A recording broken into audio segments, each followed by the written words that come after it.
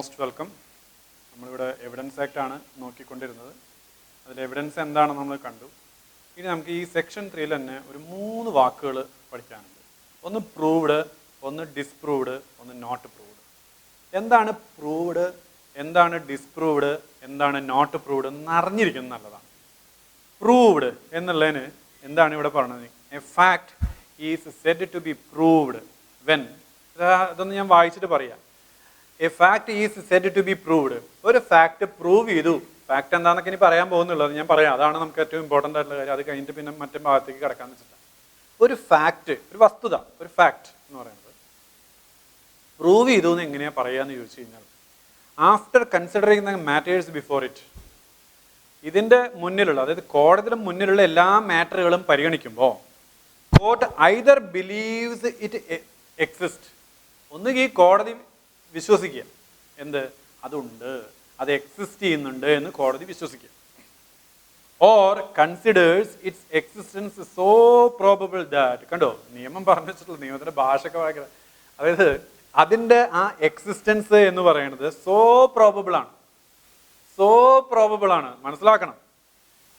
That a prudent man ought under the circumstances of the particular case to act upon the supposition that it exists. ഒരു reasonable ആയിട്ടുള്ള, prudent man എന്ന് പറഞ്ഞാൽ reasonable ആയിട്ടുള്ള ഒരു മനുഷ്യൻ ചില കാര്യങ്ങൾ കാണുമ്പോൾ അതുണ്ട് എന്നുള്ള ഭാവേന എന്ത് ചെയ്യും? അയാൾ ആക്ട് ചെയ്യും. അപ്പോൾ അങ്ങനെയുള്ളൊരു സാഹചര്യത്തിലാണെങ്കിൽ അത് സോ പ്രോബബിൾ ആണ് എന്ന് നമുക്ക് മനസ്സിലാക്കാം. എന്ന് പറഞ്ഞു കഴിഞ്ഞാൽ ഇതുകൊണ്ട് ഉദ്ദേശിക്കുന്നത് ഇത്രയേ ഉള്ളൂ. ജുഡീഷ്യൽ ഓഫീസറുടെ മൈൻഡിൽ, കോടതിയിലിരിക്കുന്ന ജഡ്ജിന്റെ മനസ്സിൽ അതുണ്ട് എന്നുള്ള ഒരു ബോധ്യമാണ്. അത് തൻ്റെ മുന്നിലുള്ള കാര്യങ്ങളൊക്കെ കാണുമ്പോൾ ആ ഫാക്റ്റ് ഉണ്ട് എന്നൊരു ബോധ്യം വരിക. അതല്ലെങ്കിൽ ഇത് സോ പ്രോബബിൾ ആണ് എന്നുള്ളൊരു ബോധ്യം വരിക. ബാക്കിയുള്ള അവിടെ മാറി നോട്ടെ, ഒന്ന് വായിച്ചാൽ മതി. നിങ്ങൾ ആ സെക്ഷൻ 3 എടുത്തിട്ട് ഒന്നുകൂടി വായിച്ചു നോക്കി. സോ പ്രോബബിൾ ആണ് എന്നുള്ള ഒരു വികാരം ഉണ്ടാകും. അങ്ങനെയാണെങ്കിൽ എന്ത് പറയാ? അതിനെ പ്രൂവ്ഡ് എന്ന് പറയും. അപ്പൊ ഡിസ്പ്രൂവ്ഡോ? നേരെ തിരിച്ച്, അതായത് കോടതിക്ക് ഇത് എക്സിസ്റ്റ് ചെയ്യുന്നില്ല എന്നുള്ളത്, കോടതിയുടെ മുന്നിലുള്ള മാറ്ററുകൾ പരിഗണിക്കുമ്പോൾ ഇങ്ങനെ ഒരു ഫാക്ട് ഇല്ല എന്ന് കോടതിക്ക് തോന്നിയാൽ ഡിസ്പ്രൂവ്ഡ് എന്നതിൻ്റെ അർത്ഥം. അതുപോലെ തന്നെ അത് എന്താ പറയുക, നേരത്തെ പ്രോബബിൾ എന്ന് പറഞ്ഞാൽ അപ്പോൾ സോ നോട്ട് പ്രോബബിൾ എന്ന് പറയേണ്ടത്. അതിന്റെ non existence is so probable എന്നാണ്. നേരത്തെ എക്സിസ്റ്റൻസ് ഈസ് സോ പ്രോബബിൾ എന്ന് പറഞ്ഞു. ഇവിടെ നോൺ എക്സിസ്റ്റൻസ് എന്ന് പറയുന്നത് സോ പ്രോബബിൾ ആണ്. അങ്ങനെ ഒരു വികാരം ഉണ്ടായാലും മതി. അതാണെങ്കിൽ എന്താണ്? അത് ഡിസ്പ്രൂവ്ഡ് ആണ്. ഇനിയുള്ളത് നോട്ട് പ്രൂവ്ഡ്. നോട്ട് പ്രൂവ്ഡ് എന്ന് പറഞ്ഞു കഴിഞ്ഞാൽ, അതായത് ഒരു സംഗതി പ്രൂവ് ചെയ്യപ്പെടുകയോ ഡിസ്പ്രൂവ് ചെയ്യപ്പെടുകയോ ചെയ്യാതെ ഇരിക്കുന്ന ഒരു ഫാക്ട് ഉണ്ടെങ്കിൽ അതിനെയാണ് നോട്ട് പ്രൂവ്ഡ് എന്ന് പറയുന്നത്. ഒരു ഫാക്ട് ഉണ്ട്, അത് പ്രൂവ് ചെയ്തിട്ടുമില്ല, അത് ഡിസ്പ്രൂവ് ചെയ്തിട്ടുമില്ല. അങ്ങനെയാണെങ്കിൽ അതിനെന്ത് പറയും? നോട്ട് പ്രൂവ്ഡ് എന്ന് പറയും. അത്രയേ ഉള്ളൂ. ഈ 3 വാക്കുകളും നീ കേട്ടില്ല എന്ന് പറയരുത്. Proved, disproved, not proved. അപ്പോൾ ഇതാണ് ഞാൻ നേരത്തെ പറഞ്ഞത്. ഏത് ജനറൽ ഡെഫിനിഷൻ പറഞ്ഞപ്പോൾ ഇന്നൊക്കെ എടുത്തിട്ടുള്ളതിൻ്റെ ഒരു ഇതാണ് ഞാൻ പറഞ്ഞത്. എന്താ പറഞ്ഞത്? ജനറൽ ഡെഫിനിഷൻ പറഞ്ഞപ്പോൾ evidence means the means which tend to create a belief in the mind of a judge that something exist or do not exist. അപ്പോൾ he has to feel it. അതാണ് ഞാൻ ഇവിടെ പറഞ്ഞത്. അപ്പോൾ പ്രൂവ് ചെയ്യാന്ന് പറഞ്ഞാൽ എന്താണ്? The judge has to believe that it exist, അല്ലെങ്കിൽ ദർ ഈസ് എന്താ പറയുക, a higher probability is there. So probable എന്ന് പറഞ്ഞാൽ the existence is so probable. അതല്ലെങ്കിൽ ഇവിടെയാണെങ്കിലോ നോട്ട് ഡിസ്പ്രൂവ്ഡിലാണെങ്കിലോ the non existence is so probable. ജഡ്ജിന്റെ മനസ്സിൽ തോന്നുകയാണ് അങ്ങനെ ഇല്ല തോന്നി. ഓക്കെ, അപ്പോൾ അത് ഡിസ്പ്രൂവ്ഡ് ആണ്. നോട്ട് പ്രൂവ്ഡ് എന്ന് പറഞ്ഞാൽ ഇത് രണ്ടും അല്ലാതെ ഒരു ഫാക്ട് ഉണ്ടെങ്കിൽ അതിനെയാണ് നോട്ട് പ്രൂവ്ഡ് എന്ന് പറയുന്നത്. ഇതൊന്നും മനസ്സിലുണ്ടായി. ഇനി വേണം നമ്മുടെ ഏറ്റവും ഏറ്റവും ഏറ്റവും ഇമ്പോർട്ടൻ്റ് ആയിട്ടുള്ള ഏരിയയിലോട്ട് നമ്മൾ കിടക്കുകയാണ്. സെക്ഷൻ 3 ഡെഫിനിഷൻസ് തന്നെ നമ്മൾ പറഞ്ഞുകൊണ്ടിരിക്കുന്നത്. ഇനി നമുക്ക് പഠിക്കാനുള്ള 3 വാക്കുകൾ. ഒന്ന്, എന്താണ് ഫാക്ട്? നമുക്കറിയണം. അടുത്തത്, എന്താണ് റിലവൻ്റ് ഫാക്ട്? എന്താണ് ഫാക്ട്സ് ആൻഡ് ഇഷ്യൂ? അതാണ് ഞാനിനിപ്പോൾ ഇവിടെ എഴുതാൻ പോകുന്നത്. ഇത് നമ്മൾ പഠിച്ചില്ലേ നമുക്ക് എവിഡൻസ് ആക്ട് കൃത്യമായിട്ട് പഠിക്കാൻ പറ്റില്ല.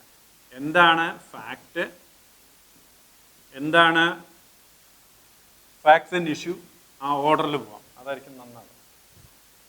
Facts in issue. എന്താണ് റിലവന്റ് ഫാക്ട്? ഈ 3 വാക്കുകൾ, 3 കാര്യങ്ങൾ നമുക്ക് മനസ്സിലോട്ട് എടുക്കണം. ഇത് കൃത്യമായിട്ട് പഠിച്ചു കഴിഞ്ഞാൽ എവിഡൻസ് ആക്ടിന്റെ പഠനം കഴിഞ്ഞു. സിമ്പിളാണ്. പക്ഷെ ഈ പറഞ്ഞ പോലെ ഇച്ചിരി പ്രായോഗികമായിട്ട് ബുദ്ധിമുട്ടുകളുണ്ട് താനും. നല്ല രീതിയിൽ ഞാൻ നേരത്തെ പറഞ്ഞ പോലെ കണക്ക് പഠിക്കുന്ന ആറ്റിറ്റ്യൂഡോട് കൂടിയിട്ട് ഇരുന്നോളൂ. അപ്പോൾ നമുക്ക് നോക്കേണ്ടത് ആദ്യം എന്താണ് ഫാക്ട് എന്നുള്ളത്. സെക്ഷൻ 3 എന്താണ് ഫാക്ട് എന്നുള്ളതിന് ഡെഫിനിഷൻ കൊടുത്തിട്ടുണ്ട്. അവിടെയും കൃത്യമായിട്ട് പറയാൻ പറ്റില്ല. അതുകൊണ്ട് ഫാക്ട് മീൻസ് ആൻഡ് ഇൻക്ലൂഡ്സ് എന്നാണ് പറയുന്നത്. ഫാക്ട് മീൻസ് ആൻഡ് ഇൻക്ലൂഡ്സ് എന്നിട്ട് പറയുകയാണ് 2 ക്ലോസാണ് ഉള്ളത്. ഒന്നാമത്തെ clause anything, state of things, relation of things which are perceived by the senses. രണ്ടാമത്തെ any mental condition of which any person is conscious. ഈ 2 ക്ലോസുകളാണ് അവിടെ ഉള്ളത്. നോക്കാം. നമുക്ക് അറിവുണ്ടാവാനുള്ള മേഖല എന്ന് പറഞ്ഞാൽ എന്താണ്? പെർസീവ്ഡ് ബൈ ദ സെൻസസ് ആണ്. നമ്മുടെ ഇന്ദ്രിയങ്ങളെ കൊണ്ടാണ് നമുക്ക് അറിവുണ്ടാവുക.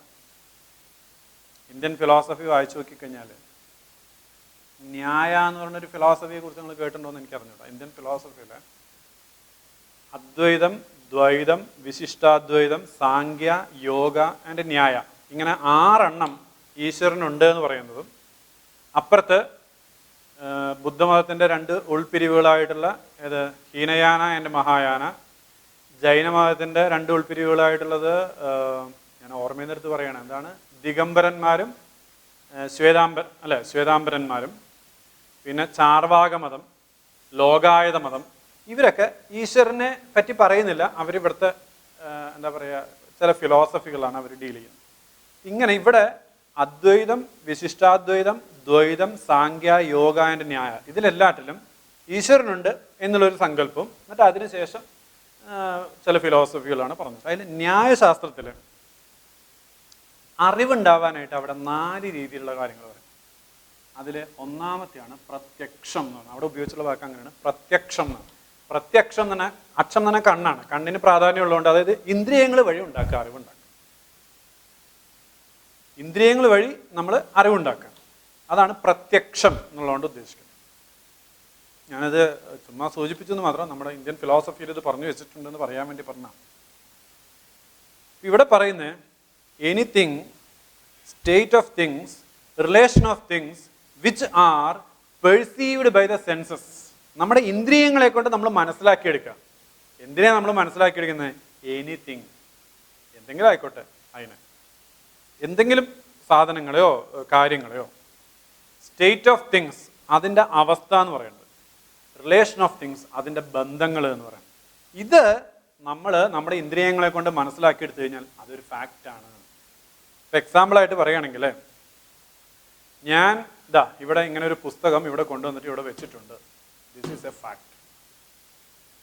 ഇപ്പം ഞാൻ നിങ്ങൾക്ക് ക്ലാസ് എടുത്തുകൊണ്ടിരിക്കുകയാണ് എന്ന് പറയുന്നത് ഇറ്റ് ഈസ് എ ഫാക്ട്.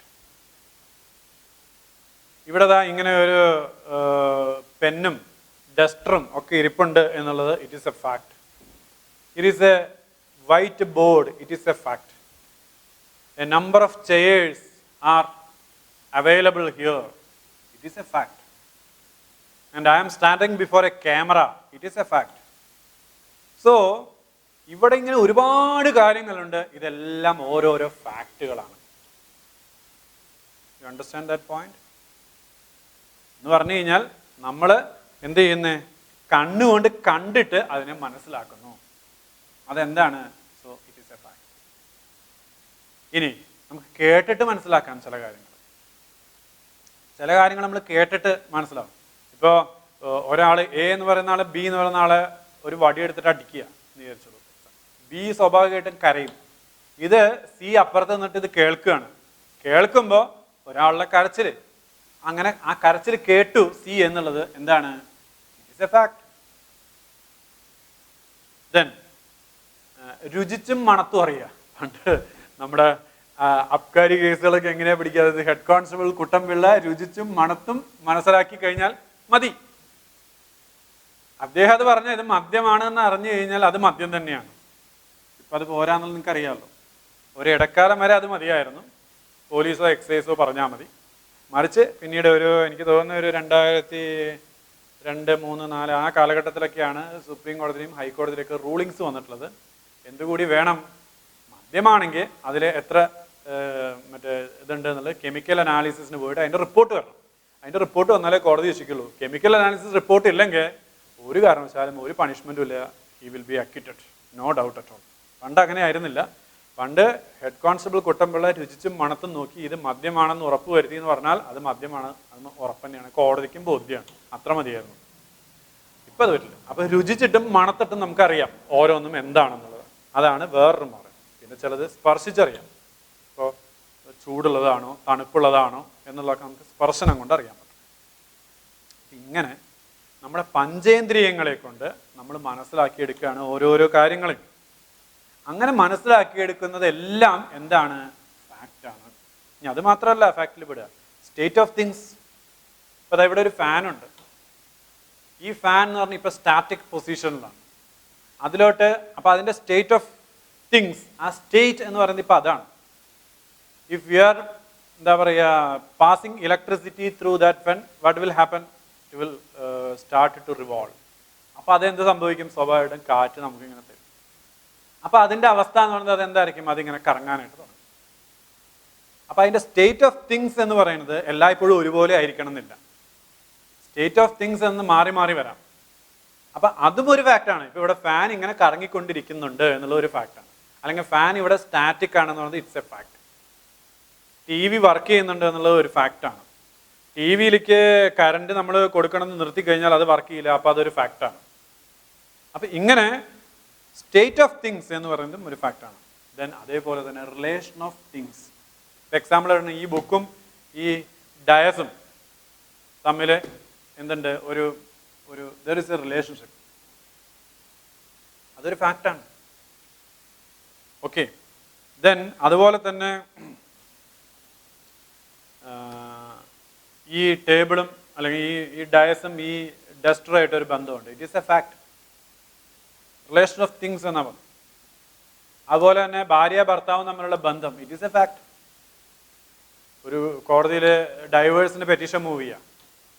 ഭർത്താവാണ് ഭാര്യയ്ക്ക്, അല്ലെങ്കിൽ ഭാര്യ ഭർത്താവിന്. അപ്പോൾ ആദ്യമേ എന്ത് പറയണം? ഇത് ഭർത്താവാണെന്ന് പറയണം, നല്ല ഡൈവേഴ്സ് നിൽക്കത്തുള്ളൂ.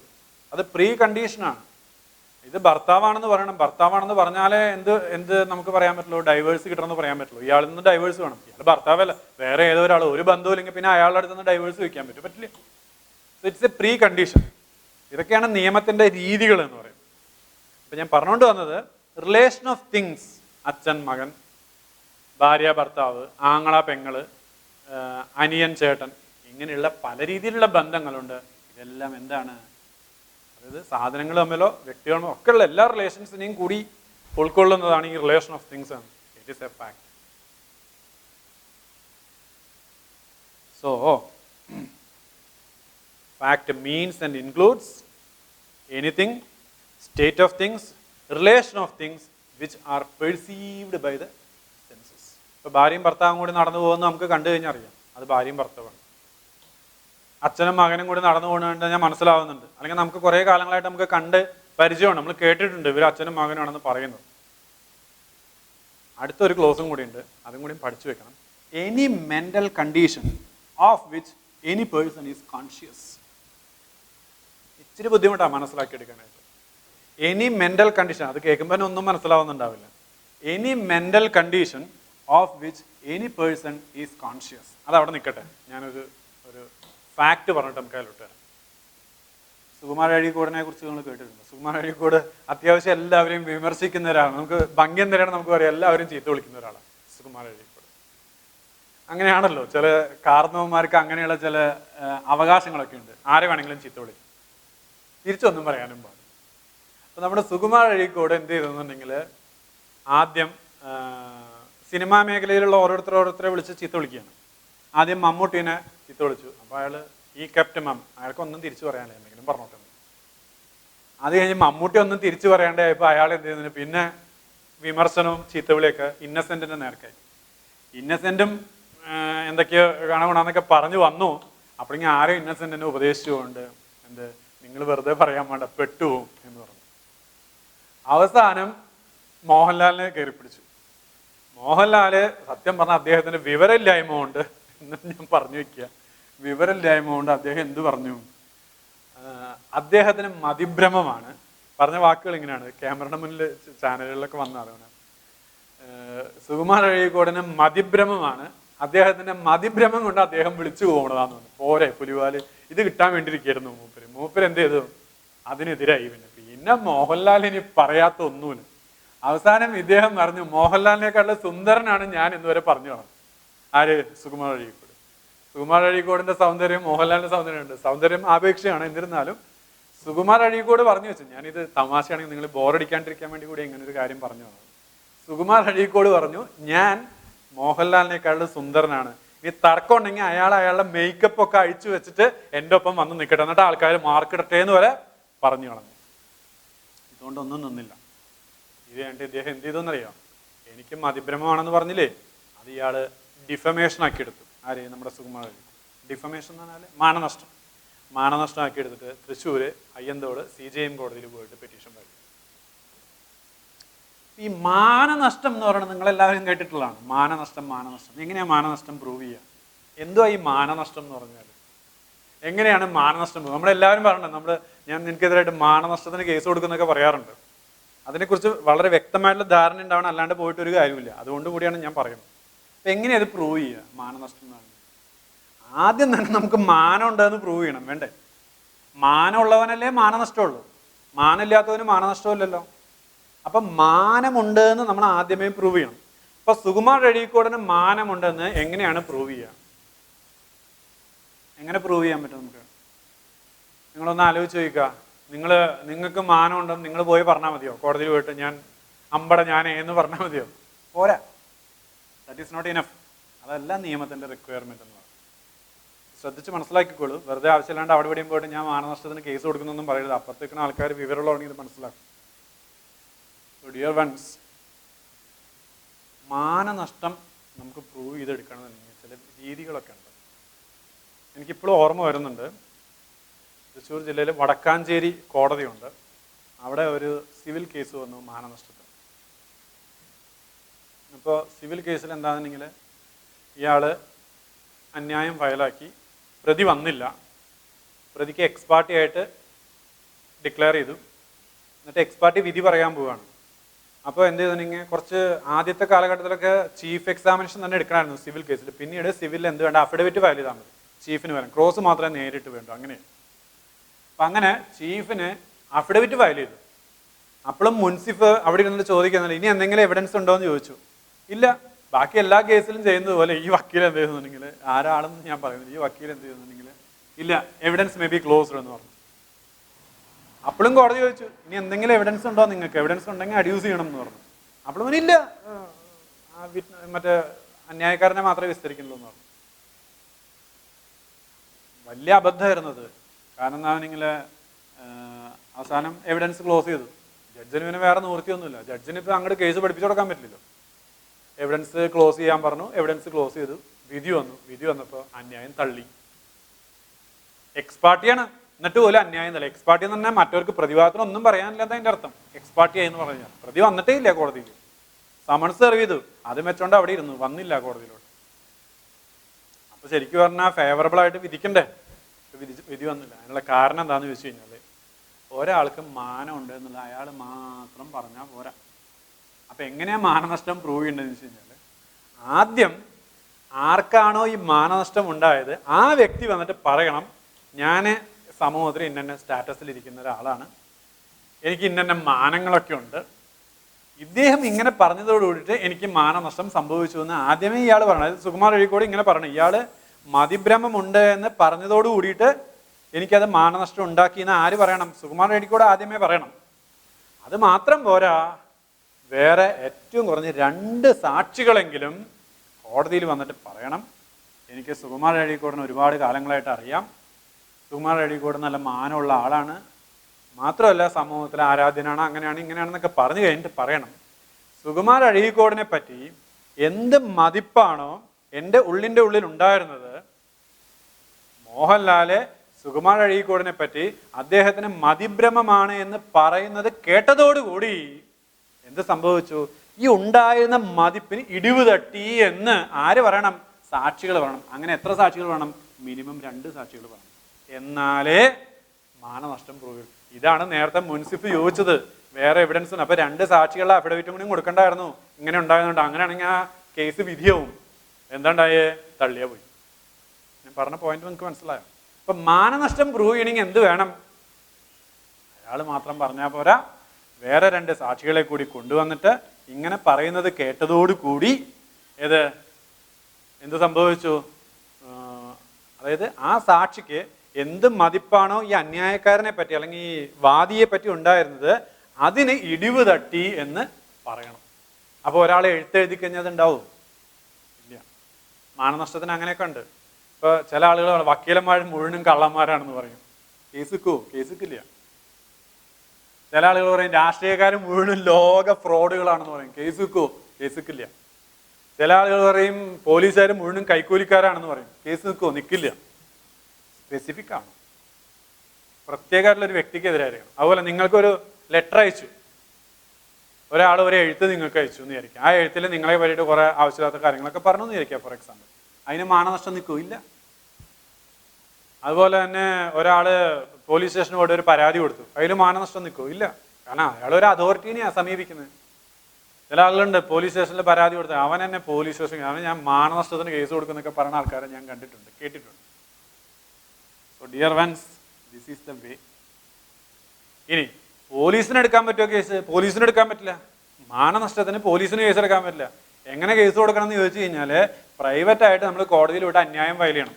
ക്രിമിനൽ കേസ് ആയാലും സിവിൽ കേസ് ആയാലും നമ്മൾ പ്രൈവറ്റ് ആയിട്ട് വക്കീലിനെ വെച്ച് കേസ് കൊടുക്കണം. അല്ലെങ്കിൽ പ്രോസിക്യൂട്ടർ കേസ് വാദിക്കില്ല ഞങ്ങളുടെ മാനനഷ്ടത്തിന്റെ കേസ് എന്ന് CRPC പറയുന്നുണ്ട് ഷെഡ്യൂളിൽ. അത് നോൺ കൊഗ്നൈസബിൾ ആണ് കേസ്. പോലീസിന് എടുക്കാൻ പറഞ്ഞ കേസില്ല. പോലീസ് സ്റ്റേഷന് പോയിട്ട് നമുക്ക് മാനനഷ്ടത്തിന് പരാതി കൊടുക്കാൻ പറ്റില്ല. മനസ്സിലാവുന്നുണ്ടോ ഞാൻ പറഞ്ഞത്? എന്തായാലും മോഹൻലാലിന്റെയും സുകുമാർ അഴീക്കോടിന്റെ ഇടയിലുള്ള പരാതികളൊക്കെ അവർ തന്നെ പറഞ്ഞു തീർത്തു. സുകുമാർ അഴീക്കോട് മരിക്കണേക്കാട്ടിലും മുന്നേ തന്നെ മോഹൻലാൽ പോയി. നമുക്ക് എല്ലാവർക്കും ആരാധ്യനായിട്ടുള്ള, ഒരു തർക്കമില്ലാത്ത കാരണം ആരാധ്യനായിട്ടുള്ള വ്യക്തി തന്നെയാണ് സുകുമാർ അഴീക്കോട്. മോഹൻലാൽ അത് പറയാൻ പാടില്ലാത്തായിരുന്നു. ഇത്തിരി എന്തെങ്കിലും ചീത്ത വിളിച്ചാൽ അതാണ് കാരണന്മാർ ചീത്ത വിളിച്ചാൽ നമ്മളിത്തിരി കേട്ടോണ്ട് കുഴപ്പമൊന്നുമില്ല. അപ്പൊ മോഹൻലാൽ അത് അങ്ങനെ പോയിട്ട് സോറിയൊക്കെ പറഞ്ഞ് അങ്ങനെ അത് അവസാനിപ്പിച്ചു, കേസൊക്കെ പിൻവലിച്ചു. എന്നിട്ടാണ് അദ്ദേഹത്തിന്റെ മരണമൊക്കെ സംഭവിച്ചത് സുകുമാർ അഴീക്കോട്. ഇനി അതാണ് അതിന്റെ ഹിസ്റ്ററി. ഞാൻ ഇത് എന്തിനാ അത് പറഞ്ഞതെന്ന് ചോദിച്ചു കഴിഞ്ഞാൽ, ഈ മാനനഷ്ടമായിട്ട് ബന്ധപ്പെട്ട് വേണം നമ്മുടെ ഈ രണ്ടാമത്തെ ഈ ക്ലോസ് നമുക്ക് നോക്കാനായിട്ട്. നോക്കൂ, ഇനി ഒന്ന് വായിച്ചു നോക്കിക്ക. Any mental condition of which any person is conscious. എന്താണ് ഇവിടുത്തെ മെന്റൽ കണ്ടീഷൻ എന്ന് പറഞ്ഞു കഴിഞ്ഞാല്? മെന്റൽ കണ്ടീഷൻ ഞാൻ ഒരു സംതിങ് ആണ്, എനിക്കൊരു മാനമുണ്ട് എന്നുള്ളത്. അതിനെപ്പറ്റി of which any person is conscious, മറ്റൊരാള് കോൺഷ്യസ് ആവുക. അങ്ങനെയാണെങ്കിൽ അതിനെന്ത് പറയാം? ഫാക്ട് എന്ന് പറയാം. അപ്പൊ എന്താണ് ഫാക്ട് എന്ന് പറയുന്നത്? സാക്ഷികള് ഇയാൾക്ക് മാനമുണ്ട് എന്നുള്ളത് സാക്ഷികൾക്ക് തോന്നിക്കഴിഞ്ഞാൽ ഇറ്റ് ഈസ് എ ഫാക്ട്. മാനനഷ്ടം ഉണ്ടായെന്ന് സാക്ഷികൾക്ക് തോന്നിക്കഴിഞ്ഞാൽ it is a fact. So dear ones, these are the 2 clauses. എവിഡൻസില് ഏറ്റവും ഇമ്പോർട്ടൻ്റ് ആയിട്ടുള്ള വാക്കുകളാണ് fact, facts in issue and relevant fact. Fact means and includes, എന്താ പറയുന്നത്? Anything, state of things or relation of things which are perceived by the senses. അതാണ് ഒന്നാമത്തെ close. രണ്ടാമത്തെ close, any mental condition of which any person is conscious. അപ്പൊ ഇതൊക്കെ മനസ്സിൽ വെച്ചിട്ട് വേണം ഇതിൽ ഓരോന്നിനെ നമ്മൾ കാണാനായിട്ട്. ഇപ്പൊ നിങ്ങൾക്ക് മനസ്സിലാവും ഞാൻ കണക്ക് പഠിക്കുന്ന പോലെ പഠിക്കണം എന്ന് പറഞ്ഞതിന്റെ പ്രാധാന്യം എന്താണ്. നിങ്ങൾ പോയിട്ടിരുന്നിട്ട് എന്താ പറയുക, CRPC IPC വായിച്ചാൽ എനിക്ക് മനസ്സിലാവും, എവിഡൻസ് വായിച്ചാൽ എനിക്ക് മനസ്സിലാവില്ല. അത് മനസ്സിലാവാത്തതിന്റെ പ്രധാന ലോയുടെ ബാക്ക്ഗ്രൗണ്ട് ഉണ്ടെങ്കിൽ മനസ്സിലാവുമായിരിക്കും. അത് മനസ്സിലാവുന്നതിന് പ്രധാനപ്പെട്ട ലാംഗ്വേജും അതിൻ്റെ ഉദ്ദേശങ്ങളും ഒക്കെ ഇത്തിരി ക്ലിഷ്ടമാണ് കാര്യങ്ങൾ. വായിച്ച് മനസ്സിലാക്കിയൊക്കെ ഇത്തിരി ബുദ്ധിമുട്ട്. ഇതോടൊപ്പം നിങ്ങൾ ചെയ്യേണ്ടതാണെങ്കിൽ ഒപ്പം ഞാൻ ഈ ക്ലാസ് എടുക്കുന്നത് കേൾക്കുകയും ചെയ്യുക, ഒപ്പം പുസ്തകം ഉണ്ടാവുക കയ്യിൽ. ഓരോ സെക്ഷനും കഴിയുമ്പോൾ അവിടെ കുറച്ച് ഇലസ്ട്രേഷൻസ് കൊടുത്തിട്ടുണ്ടായിരിക്കും. ആ ഇലസ്ട്രേഷൻസ് എല്ലാം വായിക്കുക. ഒരുപാട് എക്സാമ്പിൾസ് കൊടുത്തിട്ടുണ്ട്. ആ എക്സാമ്പിൾസ് എല്ലാം വായിച്ചാൽ നിങ്ങൾക്ക് ആ സാഹചര്യങ്ങളെല്ലാം മനസ്സിൽ തറവും. എന്നും ബി എന്നൊക്കെ പറഞ്ഞിട്ട്, അല്ലെങ്കിൽ 1 person ദ അതർ പേഴ്സൺ എന്നൊക്കെ പറഞ്ഞിട്ട് ഇഷ്ടംപോലെ എക്സാമ്പിൾസ് ഉണ്ട്. അത് വായിക്കണം. നിങ്ങൾ എല്ലാ എക്സാമ്പിൾസും നിങ്ങൾ വായിക്കണം. ഇലസ്ട്രേഷൻസ് ഉണ്ട് അതിൽ കൊടുക്കണം. ചിലതിൽ എക്സാമ്പിൾസ് എന്ന് പറയും, ഇവിടെ ഇലസ്ട്രേഷൻസ് ഉദാഹരണങ്ങൾ എന്ന് പറഞ്ഞിട്ട് കൊടുത്തിട്ടുണ്ട്, അത് വായിക്കണം. So I think fact is clear, so we can go ahead. Anyway, I repeat once again, എന്താണ് fact means and includes anything, state of things, relation of things which are perceived by the senses, then any mental condition of which any person is conscious. ഇത്രയും പറഞ്ഞു കഴിഞ്ഞാൽ എന്തായി? ഫാക്റ്റായി. ഇനി നമുക്ക് നോക്കാനുള്ളത് ഫാക്ട്സിൻ്റെ issue ആണ്. നമ്മൾ അവിടെ പോയി കഴിഞ്ഞാൽ നമുക്ക് റിലവൻറ്റ് ഫാക്റ്റ് ആണ് എവിഡൻസ് ആക്ടിൽ കാണാൻ. ഞാൻ ഫാക്ട്സിൻ്റെ ഇഷ്യൂ പറയാം, എന്നിട്ട് നമുക്ക് റിലവൻറ്റ് ഫാക്ട്, അല്ലെങ്കിൽ ഏത് പറഞ്ഞാലും കുഴപ്പമില്ല, ഫാക്ട്സിൻ്റെ ഇഷ്യൂ പറഞ്ഞിട്ട് നമുക്ക് റിലവൻറ്റ് ഫാക്റ്റിലോട്ട് പോകും. ഫാക്ട്സിൻ്റെ ഇഷ്യൂ പറയുമ്പോൾ അതുമായിട്ട് ബന്ധപ്പെട്ട് കുറച്ച് കാര്യങ്ങൾ നമ്മൾ ആദ്യമേ നമ്മൾ പഠിക്കണം. എന്താ കോടതിയുടെ പണി എന്ന് പറഞ്ഞാൽ അതാദ്യം നമ്മൾ മനസ്സിലാക്കണം. കോടതിയുടെ ജോലി എന്താ? കോടതി എന്താ ചെയ്യുന്നത്? ഒന്നുകിൽ റൈറ്റ്, RIGHT, അല്ലെങ്കിൽ ലയബിലിറ്റി, അല്ലെങ്കിൽ ഡിസബിലിറ്റി, ഇത് ഫിക്സ് ചെയ്യലാണ് കോടതിയുടെ പണി എന്ന് പറഞ്ഞാൽ. കോടതിയുടെ പണി എന്ന് പറഞ്ഞാൽ ഒന്നുകിൽ റൈറ്റ്, അല്ലെങ്കിൽ ലയബിലിറ്റി, അല്ലെങ്കിൽ ഡിസബിലിറ്റി എന്ന് പറയുന്നത് ഫിക്സ് ചെയ്യുക എന്നുള്ളതാണ് കോടതിയുടെ പണി. അല്ലേ? ആലോചിച്ച് നോക്കൂ. കോടതി എന്താ ചെയ്യുന്നത്? റൈറ്റോ ലയബിലിറ്റിയോ ഡിസബിലിറ്റിയോ ഫിക്സ് ചെയ്യാണ് കോടതി ചെയ്യുക. അതാണ് കോടതിയുടെ വർക്ക് എന്ന് പറയുന്നത്. ഇപ്പൊ റൈറ്റ് എന്ന് പറഞ്ഞപ്പോൾ എന്താ നമ്മൾ എങ്ങനെ മനസ്സിലാക്കും? നമ്മൾ പഠിച്ചുകൊണ്ടിരിക്കുന്നത് ഫാക്ട്സിൻ്റെ ഇഷ്യൂ ആണ്, അതിലേക്ക് എത്താനുള്ള കാര്യങ്ങളാണ് ഞാനിപ്പോൾ പറഞ്ഞുകൊണ്ടിരിക്കുന്നത്. റൈറ്റ് എന്ന് പറയുന്നത് അവകാശം. ഇപ്പോൾ കോടതി ഫിക്സ് ചെയ്യുക, ഒരാൾക്ക് വഴി നടക്കാനുള്ള അവകാശം ഉണ്ടെന്ന് പറഞ്ഞിട്ട് അയാൾ കോടതിയിൽ പോയി. അപ്പോൾ എന്താണ് ഉണ്ടാവുന്നത്? അയാളുടെ അവകാശം കോടതി സ്ഥാപിച്ചു കൊടുക്കുകയാണെന്ന് വിചാരിക്കുക. അപ്പോൾ റൈറ്റ് ഫിക്സ് ചെയ്തു. അപ്പോൾ ഇയാൾക്ക് റൈറ്റ് ഉണ്ടെന്ന് പറയുമ്പോൾ തന്നെ സ്വാഭാവികമായിട്ട് മറ്റൊരാളുടെ ലയബിലിറ്റി ഒന്നും. എന്താണ് മറ്റൊരാളുടെ ലയബിലിറ്റി എന്ന് പറയുന്നത്? ഇയാൾ അത് കൂടെ വഴി നടക്കുമ്പോൾ തടയാൻ പാടില്ല. Get it? ഇനി ഡിസബിലിറ്റി, ചിലപ്പോൾ ഡിസബിലിറ്റി ഫിക്സ് ചെയ്യേണ്ടി വരും. ഡിസബിലിറ്റി എന്ന് പറഞ്ഞു കഴിഞ്ഞാൽ ഇപ്പം എക്സാമ്പിളായിട്ട് പറയുകയാണ്, നമ്മുടെ യേശുദാസിൻ്റെ ഗാനമേള ബുക്ക് ചെയ്തു എന്ന് വിചാരിക്കും. യേശുദാസിൻ്റെ ഗാനമേള ബുക്ക് ചെയ്തിട്ട് യേശുദാസ് ഗാനമേളയ്ക്ക് തന്നില്ല. ഗാനമേളയ്ക്ക് ഇവിടെ 15,000 രൂപയ്ക്ക്, അല്ലെങ്കിൽ എനിക്ക് അറിഞ്ഞൂടാ റേറ്റ് എത്ര എന്നുള്ളത്, ഇവിടെ 15,000 രൂപയ്ക്ക് ബുക്ക് ചെയ്തത്. വേറൊരാൾ വന്നിട്ട് 25,000 രൂപ തരാമെന്നപ്പോൾ യേശുദാസ് അങ്ങോട്ട് പോയി കഴിഞ്ഞാൽ ആദ്യം നമ്മളെ ബുക്ക് ചെയ്തിട്ടില്ല, അയാൾ വന്നിട്ടില്ലെങ്കിൽ ശരിയാവില്ല. So there will be some type of liability. മറിച്ച് അയാൾ അന്നേ ദിവസം ജലദോഷവും പനിയൊക്കെ ആയി പാട്ടൊന്നും പാടാൻ പറ്റാതെ ഹോസ്പിറ്റലിൽ അഡ്മിറ്റ് ആയിരിക്കും. So somewhat disability is there. You understand that point? Disability is there. So dear ones, but disability, അതുപോലെ ഇപ്പോൾ റേപ്പാണ് അക്യൂസേഷൻ എന്ന് പറയുന്നത്. ആരോപണം എന്ന് പറയുന്നത് റേപ്പാണെന്ന് വിചാരിക്കും. റേപ്പ് എന്ന് പറഞ്ഞാൽ ബലാത്സംഗമാണ്. പല രീതിയിലുള്ളതുണ്ട്. ഇവിടെ ബലാത്സംഗത്തിൻ്റെ ഡെഫിനിഷൻസ് ഒക്കെ മാറിക്കഴിഞ്ഞു. അപ്പം അതിൽ പെനിട്രേഷൻ സംഭവിച്ചിട്ടുണ്ട് എന്ന് വിചാരിക്കാം. അതാണ് അലിഗേഷൻ എങ്കിൽ person is there, is important, not a potent person, is having some disability. അങ്ങനെയാണെങ്കിൽ എന്താ വരിക? കേസുകോ? കേസുക്കില്ല. അപ്പം ഇതൊക്കെ കോടതികൾക്ക് ഇതൊക്കെയാണ് ഫിക്സ് ചെയ്യേണ്ടത്. റൈറ്റ്, ലയബിലിറ്റി, ഡിസബിലിറ്റി, ഇത്രയും കാര്യങ്ങളാണ് കോടതികൾക്ക് ഫിക്സ് ചെയ്യാനുള്ളത്. ഇതിൽ നമുക്കൊരു കാര്യം ചെയ്യാം, അടുത്ത സെഷനിൽ നമുക്ക് ബാക്കിയുള്ളതും കൂടി നോക്കാം. എന്തായാലും ഈ 3 വാക്കുകളും വളരെ ഇമ്പോർട്ടൻ്റ് ആണ്. എന്താണ് ഫാക്ട്, എന്താണ് ഫാക്ട്സ് ആൻഡ് ഇഷ്യൂ, എന്താണ് റിലവൻറ്റ് ഫാക്ട് എന്നുള്ളതാണ്. ഫാക്ട് നമ്മൾ കണ്ടു. എന്താണ് ഫാക്ട് എന്ന് പറഞ്ഞാൽ fact means and includes anything, state of thing, relation of things which are perceived by the senses. Then അടുത്തത് any mental condition of which any person is conscious എന്ന് പറയുന്നതാണ്. ഫാക്ട്സിൻ്റെ issue ആണ് പഠിക്കുന്നത്. അതിലാണ് നമ്മൾ പറഞ്ഞു വെച്ചത് കോടതിയുടെ പണി എന്ന് പറഞ്ഞാൽ റൈറ്റ്, ലയബിലിറ്റി അല്ലെങ്കിൽ ഡിസബിലിറ്റി എന്ന് പറയുന്നത് ഫിക്സ് ചെയ്യലാണ് എന്ന് ഞാൻ പറഞ്ഞത്. ഓക്കെ, അത്രയും മനസ്സിലുണ്ടാവും. Thank you. ഈ സെഷൻ നമുക്കിങ്ങനെ നിർത്താം. ഓക്കെ.